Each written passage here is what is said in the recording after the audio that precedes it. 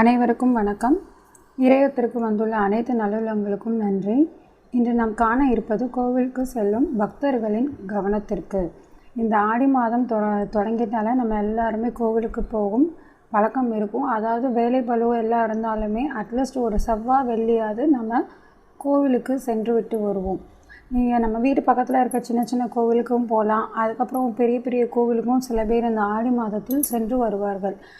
அதாவது இந்த ஆடி மாதம், புரட்டாசி, கார்த்திகை, மார்கழினாலே கோவில் பெரிய பெரிய கோவிலெல்லாம் கூட்டமாக இருக்கும். சாதாரண நாட்களும் கூட்டமாக இருக்கும். இந்த முக்கியமாக விசேஷமான மாதங்களில் அதீத கூட்டம் இருக்கும். இந்த கூட்டத்தில் நம்ம கோவிலில் போய் சாமி தரிசனம் செய்யும்போது சிலர் இந்த தவறுகளை செய்வார்கள். தயவுசெய்து இந்த 2 தவறுகளையும் செய்யாதீர்கள். நீங்கள் என்ன தான் போய் விழுந்து சாமி கும்பிட்டாலும் இந்த 2 தவறை மட்டும் செய்யாதீங்க. அதாவது சில பேர் இருப்பாங்க, நான் எல்லோரையும் குறிப்பிடவில்லை, சிலர் மட்டும். நம்ம கோவிலுக்கு போய் முக்கிய பிரதானத்துக்கு போய் சாமி கும்பிடும்போது பக்தி பரவசத்தில் என்ன பண்ணுவோம், சாமிக்கு நேருக்கு நேராக நின்று சாமி கும்பிடுவோம். அப்படி சாமி கும்பிடவே கூடாது. அதாவது நீங்கள் நேருக்கு நேராக நின்று சாமி கும்பிட்டாலும் ஒரு 5 நிமிஷமாவது நின்றுக்கிட்டே இருப்பாங்க. பின்னாடி கூட்டம் வந்துட்டுருக்குங்கிற ஒரு பிரகனையே இல்லாமல் அவங்க அப்படியே முழு இன்வால்மெண்ட்டோட சாமி கும்பிட்டுட்ருப்பாங்க. அதாவது கோவில் என்பது பொது இடம். அங்கே சாமிங்கிறதும் எல்லா பொதுமக்களுக்கும் உரிமையான இடம். ஏதோ நம்ம மட்டும்தான் சாமி கும்பிடணும், நிற்கிறோம், நமக்கு மட்டுமே சாமி உரிமை உள்ளவங்க மாதிரி சிலர் நின்றுக்கிட்டே இருப்பாங்க. தெரிஞ்சுக்கோங்க, கோயிலில் சாமியை நேருக்கு நேராக நின்று சாமியை தொழவே கூடாது.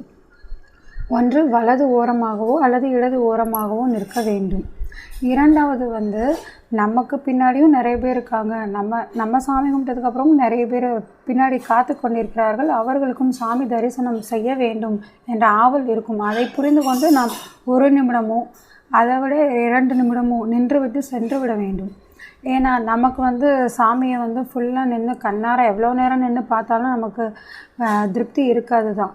அப்படிப்பட்டவங்க நம்ம வீட்டில் கோவிலுக்கு அந்த சாமி ஃபோட்டோவை வாங்கிட்டு நம்ம வீட்டில் எவ்வளோ நேரம், 1/2 மணி நேரம், 1 மணி நேரம் நின்று கூட நீங்கள் மனதார பூஜை செய்யலாம். அது தவறு இல்லை. அதே கடவுள் தான் அங்கேயும் இருப்பார்கள்.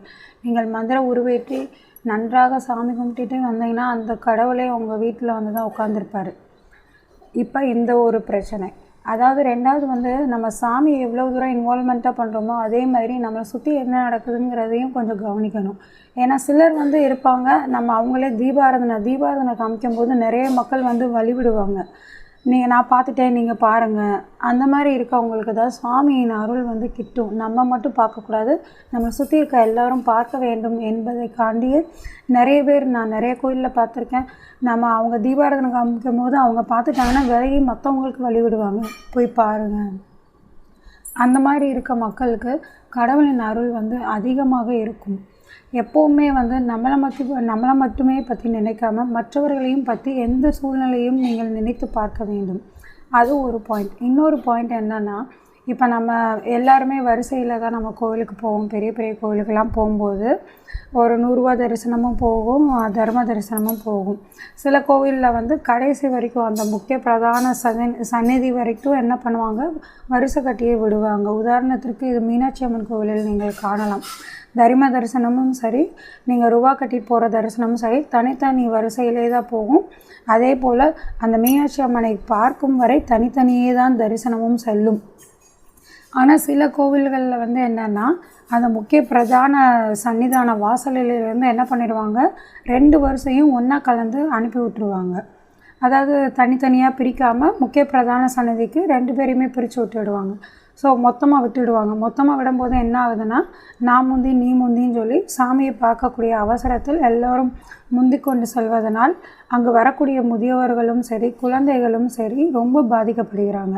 ஏன்னா நம்ம தள்ளிகிட்டே போகிறோம், இல்லாட்டி நெருக்கிறோம். அதனால் அந்த குழந்தைகள்லாம் அதே கூட்ட நெரிசலில் அவதிப்படுறாங்க. இப்போ என் பையன்லாம் நாங்கள் திருத்தணி கூட்டிகிட்டு போகும்போது இந்த மாதிரி கூட்ட நெரிசலில் விட்டுட்டாங்க. அதை விடவும் என்ன ஆச்சுன்னா, என் பையன் 1st ஸ்டாண்டர்ட் படிக்கிறான். எங்களுக்கு 2 குழந்தைங்க. ஒரு பாப்பா எனக்கு 2 வயசு 2 வயசு ஆனாலும் அவளை கையில் தூக்கிக்கிட்டோம், இவனை நடக்க வச்சுட்டோம். அதனால் கூட்ட நெரிசலில் உள்ளே போகவுமே அவனுக்கு பயம் வந்துடுச்சு. அழுதுட்டு சாமி கும்பிட்டுட்டு வெளியில் வரும்போது சொல்லிட்டான், அம்மா இனிமேல் இந்த கோவிலுக்கே நான் வரமாட்டேன் ரொம்ப கூட்டமாக இருக்குது, எனக்கு பயமாக இருக்குது.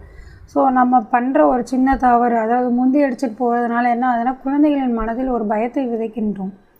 இது குழந்தைங்களுக்குன்னு இல்லை, நிறைய பேருமே பாதிக்கப்படுறாங்க. நம்ம நின்றுட்டு இருக்கும்போது நம்மளை தள்ளிக்கிட்டோ நெரிச்சிக்கிட்டோ போகும்போது அப்படி என்ன நம்ம கடவுள் தரிசனம் பண்ண போகிறோம்? அந்த டென்ஷனில் வந்து நமக்கு கடவுள் தரிசனம் பண்ணணுங்கிற ஒரு, அதாவது அந்த பக்தி உணர்வு எல்லாமே போயிடும். இதில் வந்து கூட்டத்தில் நெரிச்சிக்கிட்டு வேற முருகனுக்கு அரோகரா கோஷங்கள் வேறு எழுப்புறீங்க. அப்போ நான் அங்கேயே சொன்னேன், இங்கே நான் உங்களுக்கு சொல்கிறதே தான் அங்கேயும் சொன்னேன், பக்தி இருக்க வேண்டியது தான், ஆனால் மற்றவங்கள நெரிக்காமல் நீங்கள் போங்க. ஏன்னா குழந்தைங்கள்லாம் இருக்காங்க, பெரியவங்கள்லாம் இருக்காங்க, கூட்ட நெரிச்சலில் மூச்சு விட முடியாமல் ஆச்சுன்னா என்ன பண்ணுவீங்க அப்படின்னு கேட்கவுமே நெரிக்கிறவங்க நிப்பாட்டிட்டாங்க. ஸோ எங்கேயுமே கூட்ட நெரிசல் இருந்தாலோ முந்திக்கிட்டு போனாலோ ஒரு 2 பேர் வந்து குரல் கொடுக்கலாம், தப்பு இல்லை.